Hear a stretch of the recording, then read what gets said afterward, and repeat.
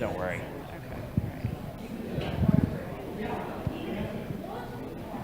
Yeah, this is just so good. So now, professor. Do I say full professor? Professor of Hebrew Bible. That's my title. At Isla School of Theology, right? Yes. Perfect. Good morning, everyone. Welcome to the Dean's Forum. I'm Richard Lawson, joined by Dr. Amy Erickson. I'll do an introduction of Amy in a moment. But first, welcome to all of you. Welcome to everyone joining us online via the live stream. If you're coming in, come this way and come up front if you can. And the Lord be with you. Let us pray. Oh God, we thank you for this morning and this chance to gather with Dr. Erickson and meditate upon the story of Jonah. May the twists and turns of the story illuminate the twists and turns of our own stories, and above all, open our eyes and heart and soul and mind to your divine presence in every corner of our lives. In Christ's name we pray. Amen. Good morning. It's good to see all of you. I'm going to do the briefest introduction ever because we're going to dive in fast because we've got so much to talk about and so many people and places from the book of Jonah to talk about. I could do a long introduction to Dr. Erickson, but you're going to figure all of that out once we begin the conversation. She is the professor of Hebrew Bible at Isla School of Theology. She was just promoted to being professor. So moved from being assistant professor. And she is a dynamic teacher, and I know that because Katie Pearson had her in class, and we've had her for the Dean's Forum last year, and it was probably, I shouldn't say this online, it was one of my favorites. It was one of my favorites. And then the most exciting part is she has just published a truly stunning and beautiful book called Jonah, Introduction and Commentary. It's published by Erdman's. This book is stunning and beautiful. And because Dr. Erickson has a sense of humor, I will say this in front of her. The book of Jonah is 4 chapters, and her commentary is over 400. Amy, welcome and good morning. Thank you. So we're gonna start really at the top. So tell us about this, one of the main characters, Jonah, and what this name means in Hebrew, if you will. Yeah, well, I should back up and say, first of all, it's great to be here. And Tina Clark is another one of my students, who you know from your staff. But Dean Richards sent me a list of questions. What was this, on Monday or Tuesday of this week? And having written 400 and something stinking pages on the book of Jonah, I was so captivated by his questions that I wrote like 15 more pages. I think my husband was like, what is wrong with you? This is really a problem. So, yeah, I feel like this is an endlessly fascinating book. Okay, what was your question? Jonah. Jonah, right. So the name Jonah, Yonah in Hebrew, means dove. And now scholars always debate, is this significant? Is there something in a name or not? So if you look for references to doves in the Hebrew Bible, you will find them in a number of places, including, as you probably know, the story of Noah. So we might wonder, is Jonah supposed to be the bearer of good tidings? And since I think the book of Jonah is filled with irony and parody, might it be the case that this bearer of good tidings is really maybe or maybe not so much? There are other references to doves that are kind of interesting. In the Song of Songs, the dove is the beloved of Yahweh's. And so there is this question as to whether there's something almost romantic going on between God and Jonah, because the whole book is about their relationship. Maybe not romantic in the erotic sense, but romantic in the sense of intimacy and relationality. The other question is, doves are known to be sort of flighty and fearful. So there's this great text from Psalm 55 that I'll just read to you, because I think what Jonah does is that it plays with other texts. So it's kind of like a midrash in that it is alluding to and pointing outside of itself in all of these like complicated ways. So it's not grabbing other texts to make a point. It is grabbing other texts to play with them and subvert them and twist them in a number of different, I think, Hey, Dr. Erickson, just real quick, midrash, give us a quick definition. Midrash, right. So that is from the Hebrew word darash, which means to seek. And starting in about, well, I don't know, I suppose you could make different arguments, but early rabbinic period, rabbis were writing midrashim, so that's the plural in Hebrew, based on biblical texts. So they're filling out these stories of different characters. In particular, Jonah, he has so many midrashim associated with him because there are so many gaps in his story. So a midrash is kind of an imaginative retelling of a biblical story or a giving of a backstory for a biblical and follow this way character. just really, really quickly. Yeah. So follow it away. We might get to it today, might get to next week. One of those rabbis, and Amy has this in her book, does, if I'm doing this, I'm doing it from memory, but Jonah in the whale, he has this prayer of thanksgiving there actually, and the rabbi interprets the womb or the belly of the whale as the gate of the temple. Yeah. So that's how it's. Think imaginative interpretation, and for I mean this is for Jews that's perhaps comes a little more easily than for Christians who sometimes struggle to take things. We take things a little too literally.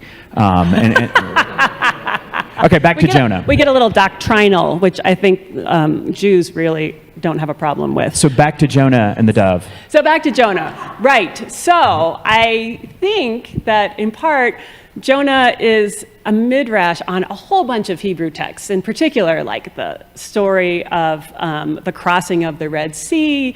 And Jonah has a little story in 2 Kings where we meet him in a different context, but also Psalm 55. So it reads, "Fear and trembling come upon me, and horror overwhelms me. And I say, if I had wings like a dove, I would fly away and be at rest." Wings like Yonah. "Truly, I would flee far away. I would lodge in the wilderness. I would hurry to find shelter for myself from the raging wind and the tempest." So the irony here is that the psalmist is calling on God to deliver her from her fear and from her trembling and to take her into kind of God's bosom as a place of refuge. And Jonah is kind of turning that on his head, fleeing from God and trying to find refuge elsewhere. And you make much of irony and paradox. You know, what comes to my mind is doves don't swim. Yeah, good point. Right? Yeah, no, absolutely. Well, and this is the other question in Jonah is, what is the extent of God's domain? You know, so a lot of the early rabbis read this story and they say, oh, what is Jonah thinking? Like going off to the sea, thinking he can get away from God. Like, doesn't he know God is everywhere? So, yeah, right. So you've got this dove over the sea and all of these setups, I think, for what it's Absolutely. And think about the ark, too. Do you see where we're going with this? Yeah. All these stories are kind of interconnected. In a moment, what we'll do, Amy does a brilliant job of showing how these stories are not just connected to stories within the biblical canon, but also connected to stories outside of the canon. But more about that in a minute. There's the narrator. And I think I often forget as a preacher to be critical or self-aware of the narrator. Tell us about this narrator. Well, this is one of those questions that had me thinking a lot the other day, because I had just been reading about indigenous ways of reading the Bible. Oh, interesting. So I think of the narrator as somewhat of a trickster. Yeah. So he's playful, dynamic. I don't know if I want to call him he. I'll go back and forth, he, she, they. So they're dynamic, playful, mischievous, a little bit subversive. Yes. So when, for example, God says, okay, Jonah, I want you to go to Nineveh and cry out against it, which is, of course, this very vague way of giving somebody a commission. Jonah flees away from the face of Yahweh. It says it twice, away from the face of Yahweh. And I think the initial impulse is to say, well, he can't do that. Why is he fleeing away from the face of Yahweh? And then Yahweh starts acting in kind of disturbing ways in chapter 1, hurling this storm at the ship and Jonah and the sailors and putting them in this tremendous danger. And the fear of all of the characters is rising and rising and rising until finally the sailors toss Jonah overboard, hoping that they won't be accused of shedding innocent blood. And they're all wondering, from whence does this evil come? From whence did this evil come? And Christians are always like, well, Jonah, obviously. And Jews say, maybe it's from God. Yeah. And so I think the narrator is sort of setting us up to wonder, from whence is this evil coming? And sure, maybe it looks like Jonah on the surface, but yeah. Okay, we're right where I want to be. So tell us, we're going to talk about Yahweh and then the sailors. Yeah. So tell us about Yahweh. Yahweh is a character too. And never, especially in the Hebrew Scriptures, never one-dimensional. Right. Well, that's such a big question, right? And I think that the most important thing to recognize is that, yes, Yahweh is a character. So that, especially in the first year of seminary or at a school of theology, students are always like, wait, this Yahweh, this does not square with the God that I know is out there or the God that I have come to embrace or confess or any of that. So that's right. We really do have to kind of hold these two things separate. And in my view, getting to know the character Yahweh does some really interesting and challenging things to my understanding of the God who is out there with like a capital O, capital G, O, and D. So the Yahweh in this story, I think, is sort of fascinating because, well, we'll get to this too, but the Hebrew Bible at this point, at the time when Jonah is being written, the writers of the Hebrew Bible are very much wondering about where God is. And is God confined to the land, to the temple, or is God larger? Is God's presence more, diffused over the universe? And so God is looking more and more powerful in the book of Jonah, but in kind of, paradoxical, maybe ironic ways.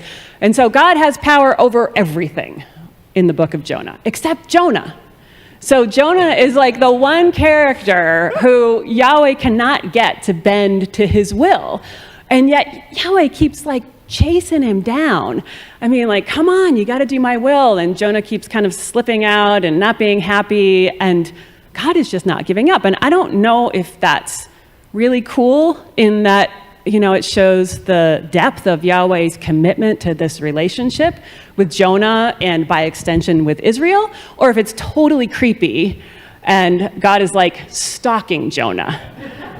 So you get to be the judge. All right, these are the characters that are sometimes easy to miss in Old and New Testament, Hebrew and Testament and the New Testament. The sailors, because they're not exactly religious, but they're a huge piece of this, right? Yeah. So tell us about the sailors. Well, I wasn't sure if you wanted to talk about the sailors. Oh, I do. You do want to talk about Absolutely. the sailors. Excellent. Okay. So now, one of the things that I'm working with in this commentary is to read against the grain of traditional Christian interpretation.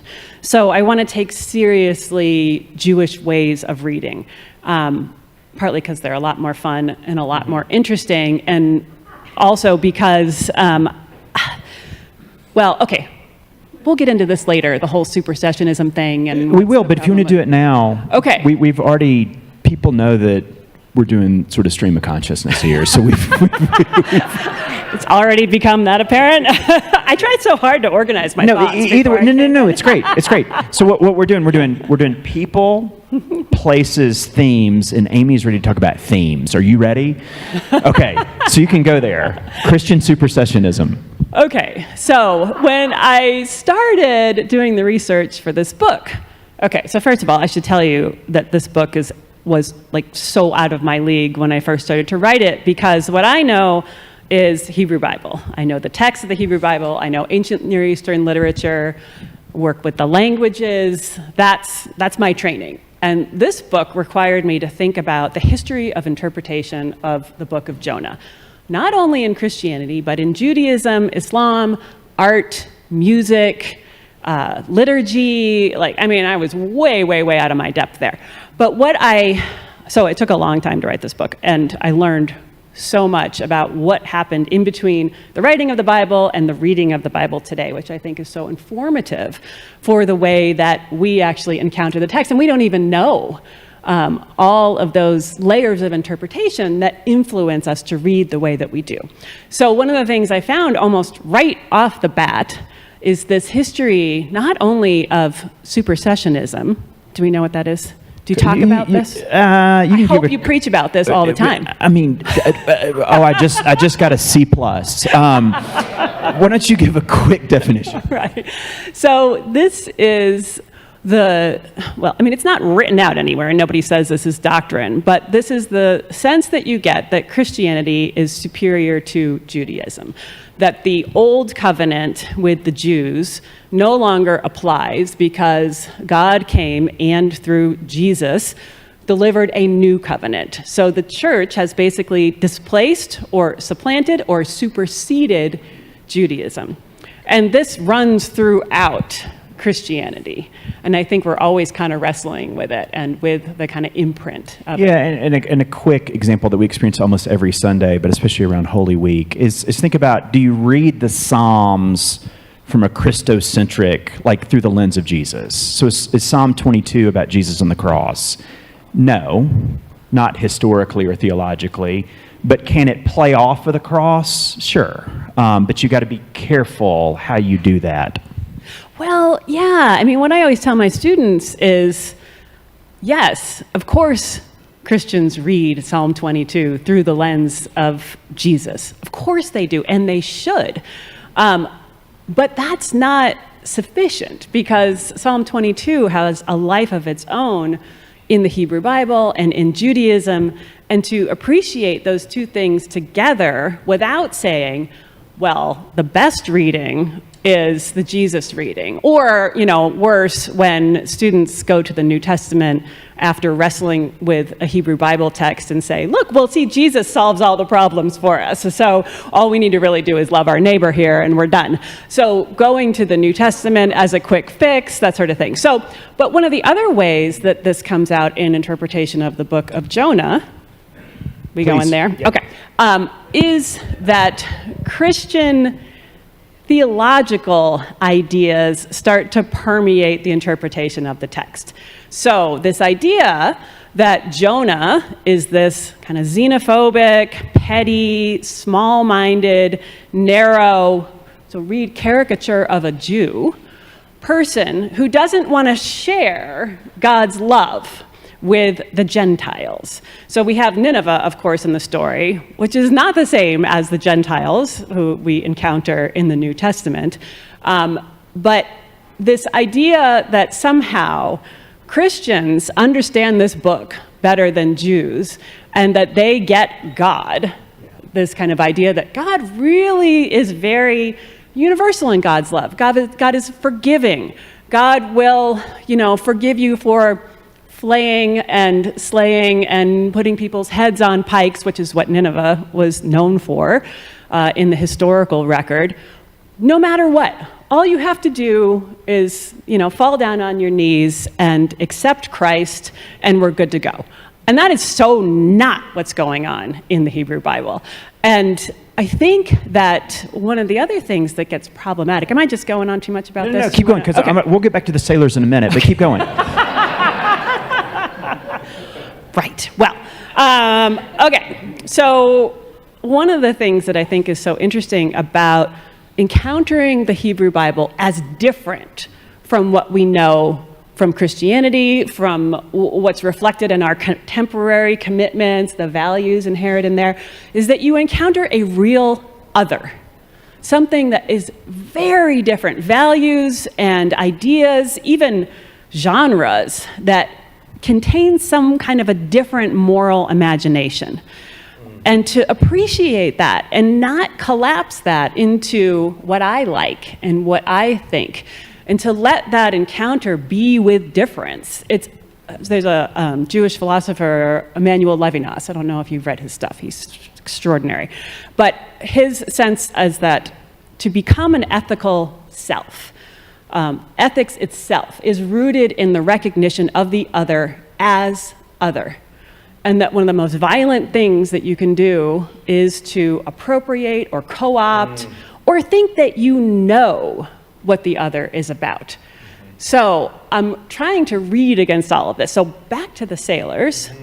Christians have said, oh, look, there's us in the story. Yeah. These people who, are kind of outsiders to the Jewish world, but who convert and come around because they're so impressed by this God.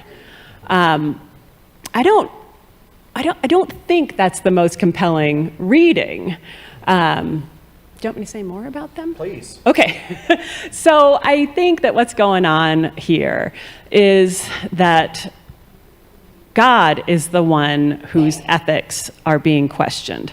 God is the one whose behavior is really on display and asking the reader, is this the kind of God we want? So of course, when you're writing text, when you're reading text, when you're encountering texts, you want to be asking yourself, like, who is this God we have constructed? And is this God big enough? Is this God sufficient? Do we need to make some changes here? And what I think in the Persian period, so I think Jonah was written quite late, the book of Jonah is asking, this big, omnipresent, omnipotent God who kind of looks like an emperor. So Israel is, of course, surrounded by these massive imperial regimes who are doing all kinds of problematic things on the ground. And have we constructed a God who looks a little too much like an emperor? Somebody who is willing to, take away people's agency to get what they want, to inflict violence on people to get what they want. And so without saying it, the book tees up these kinds of questions. And let's keep going with that. Yeah. And let's remind us what the sailors are wrestling with. They're on the ship, the storm is bad, and they got to figure out where that's coming from. And Jonah, is it Jonah? Yeah, well, and Jonah, of course, is sleeping down below deck. I think, again, he's trying to find refuge. So he's going, if you read Hebrew, which of course you don't, and you wouldn't be expected to, you get the sense that there are all of these traditional words that recall refuge in the Hebrew Bible. And this is where Jonah is trying to go. He's trying to get away from God. He's going down, down, down, this language of he's going down into the depths of the ship, and he's sleeping. He's trying to get away from God. And the sailors are like, oh my God, like we have to figure out how to get this storm to stop raging because it's going to kill us.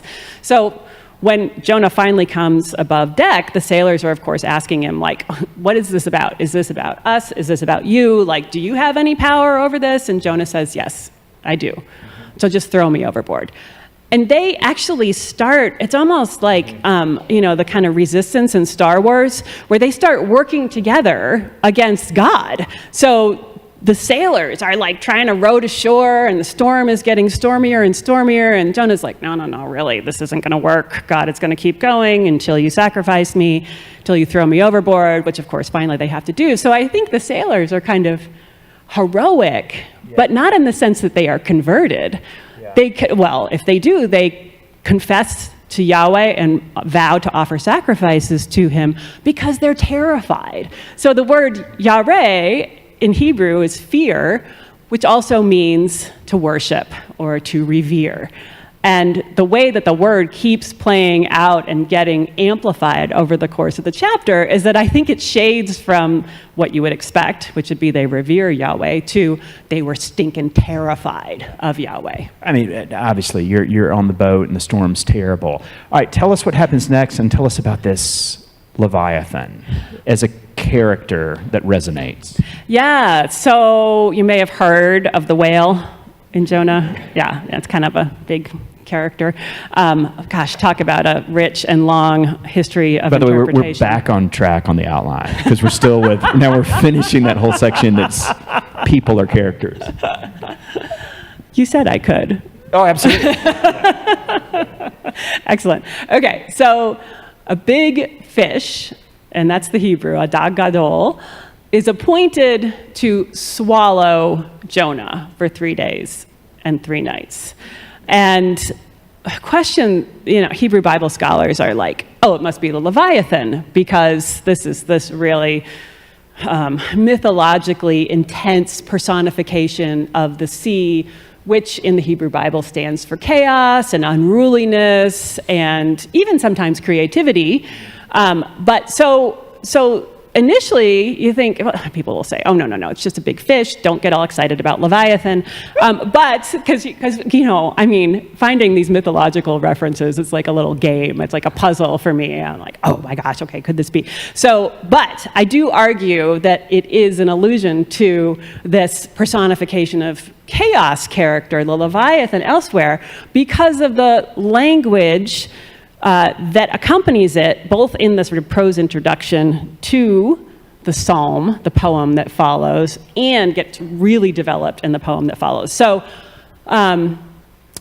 he swallows Jonah, and this is actually what the god Death. So this is all where it gets sort of in the weeds that I'm a little worried about. But so there's this Ugaritic god whose name is Mot. And he's the sort of ruler of the underworld. This is great. Okay. Our people have to understand this because of the range of references outside the biblical canon and outside of Hebrew. Right. So whenever you see in the Hebrew Bible swallow, you're thinking that's what death does. Death swallows you up and takes you into its belly.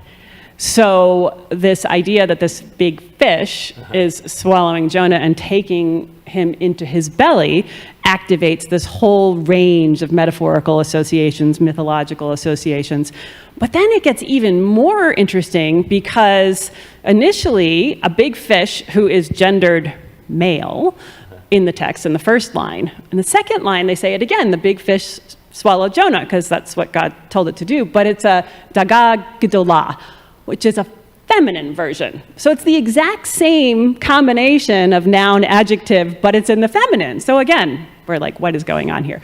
My sense is that the fish gets feminized in order to amplify the womb imagery that goes along here. So death is a really complicated, death in the afterlife is a kind of complicated phenomenon in the Hebrew Bible. But Jonah is now in this kind of womb tomb as he's traveling down into the depths of the sea over the course of the poem. Please keep going, and why don't you tuck in the whole Sheol, the notion of the underworld, the netherworld. Right. So after we get the announcement from the narrator, that trickster narrator, that Jonah has been swallowed by this big fish, he then says, what does he say? From the belly, I'll just paraphrase, from the belly of the fish, I cry out from the belly of Sheol. And he uses this word in Hebrew, which is batan, which means womb for the most part. So he cries out from the belly of this fish, the womb of Sheol, so Sheol, especially in the early literature of the Hebrew Bible, is an intensely negative place. You do not think of it as a womb early on. So a good death in the early literature is that you are buried in a tomb with your ancestors, and your kids, God help us, because our afterlife is in the hands of our kids in the Hebrew Bible. If they That's not good. It's not good at all. No. That's why they had to come up with something different, ultimately. Yeah. Oh my God, if my son had to do something regular, like come and feed me when I'm dead, I would definitely be heading to Sheol. So if you are not attended to by your kids, then you will end up in Sheol, abandoned, isolated, and forgotten. Because it's a much earthier understanding of life in the afterlife in the Hebrew Bible. So just because your nefesh, the kind of, we might translate it soul, the kind of source of your vitality has departed once you're dead, there's still a body. There are still bones that are really important to be tended to. So Sheol is the opposite of ending up in the family tomb. Hey, we just do a quick riff on, you just said earthier, and I think I get where you're going. Like, when generally speaking, when Christians think about death and the afterlife, we get kind of not earthy and sort of pretty metaphysical. Is that what you mean, in part? Yes, absolutely. So even though this isn't actually kosher Christian theology, I can't really say that, can I? Orthodox Christian theology. Talk about a mixing of terms. You, Dr. Erickson, just asked me for how to handle that. Is that theologically correct? Pretty sure it's not. But for today, we're going to do that. What did you just ask me? Earthy versus metaphysical. Right. So even though, as Christians, we say that what we expect to happen after we die is that we will be resurrected in our bodies, right? And I don't know what happens from there. We're resurrected in our bodies. And you're asking me again. Yeah. Well, you got the Christian piece. You got the Christian doctrine stuff, we right? would. Resurrection for us would be healing, the incorporation of like scars and woundedness into something. Think about Jesus in John 20 and 21. It would be reunion with the communion of saints. It would be unending adoration of God in a way that's, I hope, not boring, but stuff like that. Yeah, it does sound good. Yeah, exactly. But what we tend to do is we pick up this Hellenistic concept of the migration of the soul, the transmigration of the soul, right? So that our soul flies up into some heavenly realm, right, and has some sort of existence outside of or independent of our bodies. And in the Hebrew Bible, it is such an embodied understanding of death. And there is all of this attention given to land and to ancestors and to the importance of attending to the bones of your ancestors. I mean, it shades very much into indigenous ways of being in the world because, of course, the ancient Israelites were indigenous in a lot of ways. Mm-hmm. Now, you could read some stories that would suggest otherwise, but those are stories. But the actual reality on the ground is that these are people who are deeply connected to their land for generations and generations, and that their identity came from the land, and that part of the land's power is it does contain the bones. Yeah, and just very quickly, and then I want to talk about Nineveh, and then we'll talk about place, how you do it in the setting in the book. But when we talk about Christianity, there are multiple strands and contradictions within Christianity. So one contradiction would be where we are more earthy, in addition to being metaphysical, would be think about All Souls Columbarium or a graveyard at any parish church, and the importance of that and taking care of that physical earthy location. Let's do Nineveh just quickly, if you will. Tell us about Nineveh and the people who live there, if you don't mind. Okay. Did you say quickly on Nineveh? Okay. Actually, I think this one does need to be quickly. Okay. Two things to know about Nineveh. One is the historical Nineveh, which I think will actually help us understand better what's going on in the book. So Nineveh was the capital of the Neo-Assyrian Empire. And when you think Neo-Assyrian Empire, think baddies. These are. Wait, think what? Baddies, like the bad guys, villains. Oh, yeah. Sorry, I appreciate that. I always think of Game of Thrones when I think about the Neo-Assyrian Empire. I mean, these are the guys who put on their palace walls images of them tormenting their enemies and their captors. So, I mean, really, like heads on pikes, flayings, all that kind of thing. So, Nineveh is not just a sort of Gentile nation. It is the absolute enemy nation. But the interesting thing about Nineveh is that it was completely destroyed. And, I'll try not to flood you with dates, but probably 200 years prior to the writing of the book of Jonah, it was known for having been wiped off off the face of the earth. So the Neo-Assyrian Empire was defeated by the Babylonian Empire, which is the next one to come along. And if you know anything about the Hebrew Bible, even superficially, you know that the exile into Babylon was kind of the key historical event for Israel. So the Babylonians wiped Nineveh off the face of the earth. So one of the things that we get as readers, Yes. or that the original readers would have understood, was that Nineveh actually was fantastically, spectacularly destroyed 200 years earlier. Yeah. And then you think Jonah, I mean, you don't know, but you think Jonah was written roughly when? Like 200 years after that. So like 4th century BCE, 5th Yeah. century BCE. Yeah. Relatively late. Yeah. And then the other thing, though, you say about Nineveh is, and we're about to really get into this in light of the whole story, but that Nineveh is both real and unreal. Yeah, right. So that's the historical place.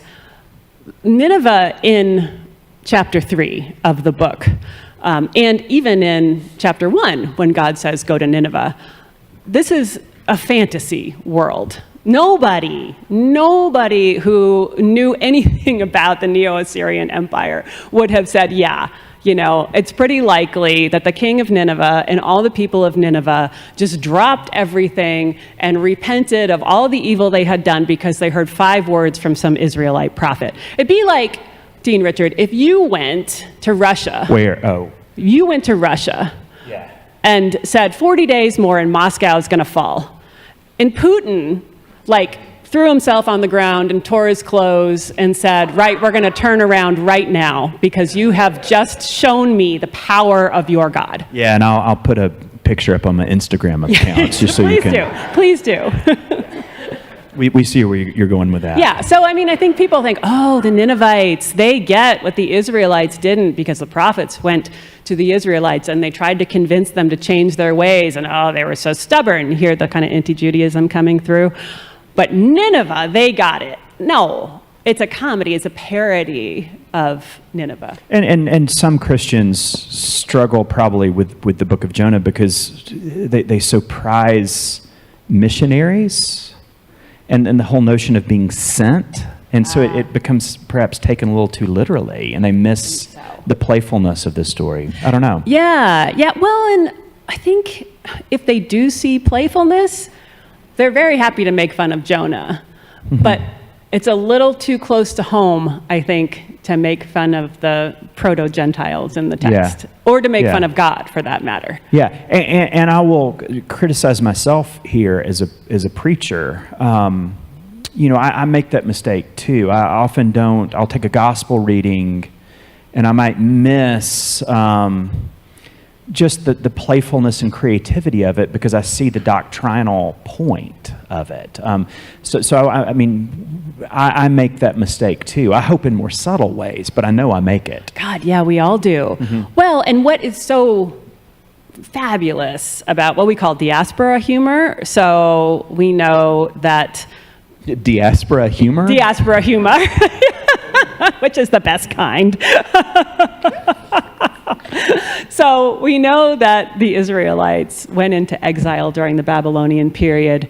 And while some of them were able to return to what was basically a Persian province, after that, you've got Jews all over the Near Eastern world, the ancient Near Eastern world. So Egypt and Babylon, and their life, as it has often been, is very precarious in these places. And so like the book of Esther is a fabulous example of diaspora humor, where they are poking fun not only at these great rulers who look a little buffoonish in the text, but also at themselves. So it's a humor that is at once really self-deprecating and I think trying to bring these huge, powerful figures down to size a little bit by poking fun at them. So a couple last questions, and we'll leave just a little bit of time for Q&A today. This book, though, I want to say just a word about it. It is truly gorgeous. It is just beautifully written. I'm going to give you an example of that. If there's anything I would encourage all of you to do, and Amy, I don't know that she's going to agree with the first part of this exhortation. It would be great on a coffee table, but also because you can dip in and out of it down through the years. I mean, it's beautiful. It would be beautiful in a home, but you can read it. It's in plain English, but yet deeply evocative, and it's something great to dip in and out of. It's expensive, and again, in case you missed it, I mean, if you want something quick, read the book of Jonah. It's 4 chapters, and Amy's is over 400. But will you tell my parents this? My parents are like, yeah, it's sitting on the coffee table, but a year later, we haven't had the courage to open it. But it is just gem after gem after gem, whether it's talking about setting or historical details or deeper theological points. Buy this book. Give it to somebody for Christmas. It really is just beautiful. But here's one a list of books you might want to give for Christmas. One example. Way ahead of this one. Okay. So where she's talking about setting in the introduction, Amy writes this, and be patient with me. I'm going to read about 3 sentences. Against a stormy backdrop, the story plays across the lines between the real and the unreal. The literal sense shades perpetually into the metaphorical. Wordplay and soundplay create a web of connections that span the book and spill out to connect to other biblical texts and stories. The storm and the ship emerge as characters in their own right. And uncharacteristically for the Hebrew narrative, the emotional states of the characters themselves are laid bare, and their thoughts and motivations are revealed, albeit inconclusively. All right, tell us about... This is your pitch, huh? That. No. This is so good. And really, I would love for you to say a bit about the emotional life of these characters, sailors or Jonah, being laid bare. Tell us about this. And that's where are we in this story? In our own minds, in the belly of a whale? Yeah. Well, let me back up one step though and talk a little bit about genre, because I was really grooving on that and reflecting on your question. Why does this matter to you? This kind of shading between the literal and the metaphorical, and in this world and out of this world. And so I was an English major in college. Huge fan of magical. There's nothing that's surprising about that. Yeah, right. I know. Yeah. It shows my love of fiction. But magical realism is one of my favorite genres.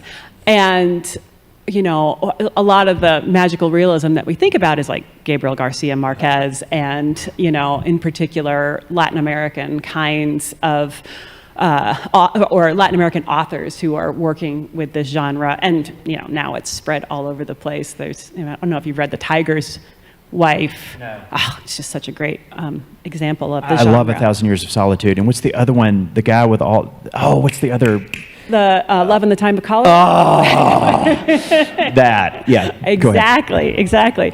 So that genre actually emerges as a critique of empire, of bureaucracy in a lot of ways. So one of the things that you can see in the genre is that it claims that whatever the empire is doing to control your life, however much control the empire has of the kind of warp and woof of everything, the kind of legalese, there's something else that can erupt into our everyday lives that empire can't control.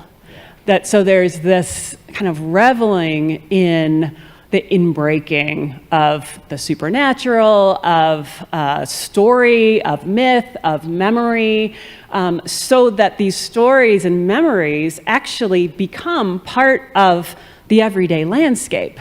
So that the big fish is, swallowing Jonah and cruising along beneath the sea. And you're like, wait, there's a guy who's in the belly of a fish. Like, how does this work? And actually, I love it because, 19th century biblical commentators are trying to track down the actual kind of fish that could have held Jonah in its belly. So this is the power of the Enlightenment. And- you and actually one- think that there might be a fish out there that a and one man of the, could survive the, in. the main searchers after the zoological is not the right word, is it? Zoological, yeah. What literally is this fish was an Anglican clergy person and writing right after Darwin. Of course. So of course, you just think about the way the intellectual trends influence how we interpret stories like this. Exactly. So literally, what Exactly. fish was it? Was it literally big enough for Jonah to get in there? You know? Yeah. Not the point at all, though. Well, for them it was, right? So True. I don't know if it's the point, but True. you know, if you're reading from a different perspective, Yeah, very, the very point good feels point. really different. That's charitable. Yeah. Okay. So Every once in a while. Here's what we're gonna end with, and then we've got about 10 minutes for questions. So basically, what we did today, is the first 2 chapters of Jonah. Next week, we'll focus a little more on chapters 3 and 4, or pages 200 through 480 of Amy's book. But we'll do the next 2 chapters. But this is a little bit about the end and the beginning and kind of Amy's interpretation of the entire book. You make a big deal. Well, you see Jonah as largely a positive character, not sort of the simpleton of the Christian imagination. And then you spend a lot of time on, your phrase for it is God's omnipresence, that God's everywhere, and you can't get away. But tell us about omnipresence, and then I've got a follow-up to that, please. Okay.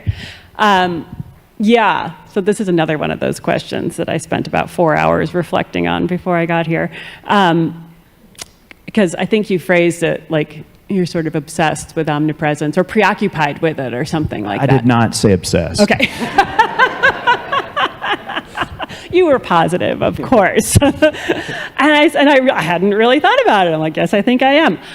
But partly that's a historical question because Israel's God, Yahweh, is very much confined to particular places and to particular embodiments in the early literature of the Hebrew Bible in particular. So when you read about, say, Moses getting the 10 Commandments from God, God is on top of the mountain. And God is only on top of the mountain. God isn't also like watching over Egypt.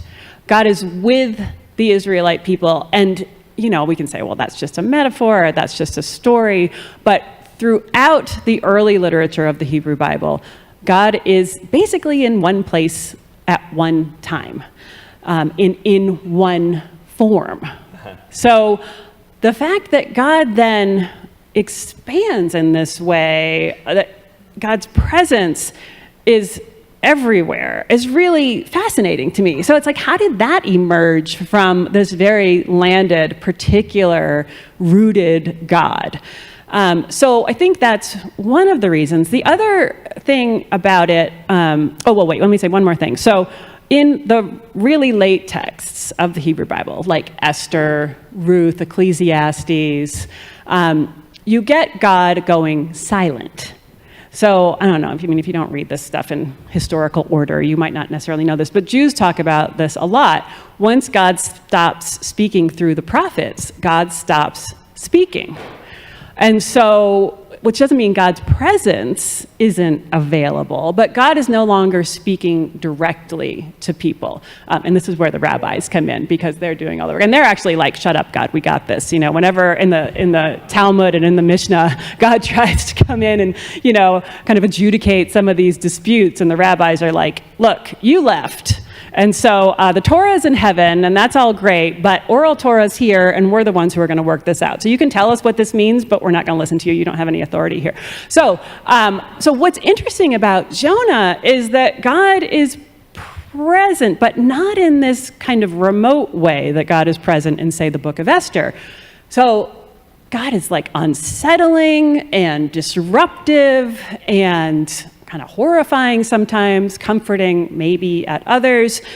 So it's an omnipresence, but it's such an immanent kind of omnipresence. So there's a transcendent aspect, but the particularity of God's showing up is, again, it's both wonderful and mysterious and magical and horrifying and unsettling at the same time.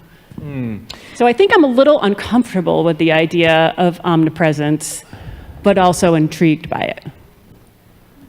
Yeah, and I mean, I wish we had another hour just to talk about this. I mean, that really does, I mean, think about that. That's really interesting. I mean, how comforting and incredible it is that God is so close to be within us, and how that's too much sometimes or a lot to handle. I mean, just and think about how we wrestle with intimacy in other sorts of ways. And do we wrestle with intimacy of God? Of course we do. Yeah. Of course we do. Yeah. So much thanks. Well, we've got just about 5 minutes or so for questions before we thank Dr. Erickson and prepare for next week. If you'll raise your hand. Yes, please. Hi. You tell me your name so that... Hey, just a sec. Hey. Thanks. Can you talk about where Jonah was written and how what might have been going on for that group of diaspora Israelites might have influenced the narrative, the way the story is told, the elements of the story? Yeah, good. So, of course, I could give a 2-hour lecture on this. I'll try to be brief and to the point. So, Yehud is this province in the larger Persian Empire, late in the history of Israel. So we don't have a nation of Israel anymore. We don't have a king or any kind of, locally appointed government. And if there is locally appointed government, they're in the hands of the Persians, basically. So, but the Persians, they are more efficient tax collectors than the Neo-Assyrians. So they want the people to be able to worship their own gods, to be able to go back to their land, farm it, so that they can pay their taxes, and not rebel against the empire. So they allow the Jews to rebuild the temple. I'm kind of calling them Jews. We call them Judahites during this period, but close enough. They allow the Jews to rebuild the temple and to really work as a community, at least the elite members of the community, to both interact with old texts and to create new texts. So you have this very vibrant, what we call in the business, scribal culture. So you have these really insanely well-trained proto-rabbis working with texts and producing texts and arguing about them, and that's where we think the book of Jonah emerged, because Jonah is really playing with a lot of the questions and themes that arise from readings of prophetic literature. So you've got a bunch of people who are just obsessed with texts, and they're the ones who are writing the book of Jonah. Does that help? Okay, good. Anybody else? I've stunned them into silence. All right, let's prepare for next week. So next week we'll focus on chapters 3 and 4 a little more than we did. If you've got the opportunity this week, order Amy's book and then read the book of Jonah. But you can read it in one sitting, but if you can, try to read it between now and next week, and that will be great fun. And above all, join me as we thank Dr. Erickson for being here.